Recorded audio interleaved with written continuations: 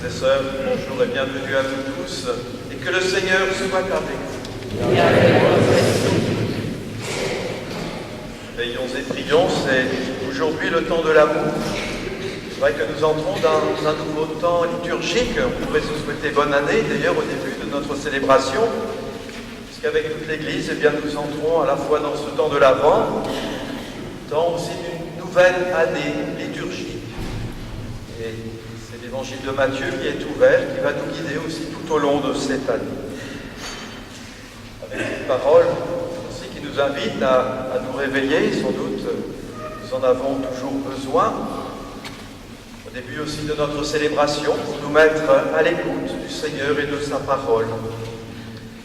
En entrant dans cette nouvelle année, dans ce temps de l'Avent, nous reconnaissons que notre foi est parfois en sommeil, que notre vie chrétienne se laisse peut-être parfois endormir par la routine, par la dispersion aussi du quotidien. Eh bien, le moment est venu de nous tourner avec confiance vers le Seigneur, lui qui nous accueille au nom du Père et du Fils et du Saint-Esprit. Amen. Ton Seigneur. Alléluia.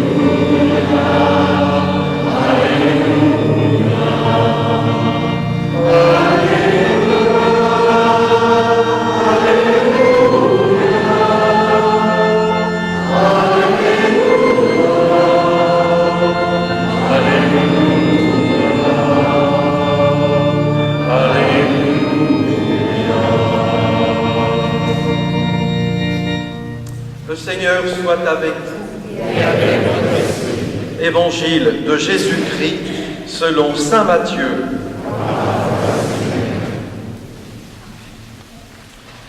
Jésus parlait à ses disciples de sa venue.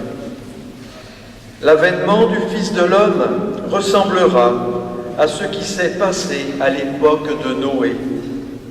À cette époque, avant le déluge, on mangeait, on buvait, on se mariait jusqu'au jour où Noé entra dans l'arche. Les gens ne se sont doutés de rien, jusqu'au déluge qui les a tous engloutis. Tel sera aussi l'avènement du Fils de l'homme. 2 hommes seront au champ, l'un est pris, l'autre laissé. 2 femmes seront au moulin, l'une est prise, l'autre laissée. Veillez donc, car vous ne connaissez pas le jour où votre Seigneur viendra. Vous le savez bien, si le maître de maison avait su à quelle heure de la nuit le voleur viendrait, il aurait veillé et n'aurait pas laissé percer le mur de sa maison. Tenez-vous donc prêts, vous aussi. C'est à l'heure où vous n'y penserez pas que le Fils de l'homme viendra. Acclamons la parole de Dieu.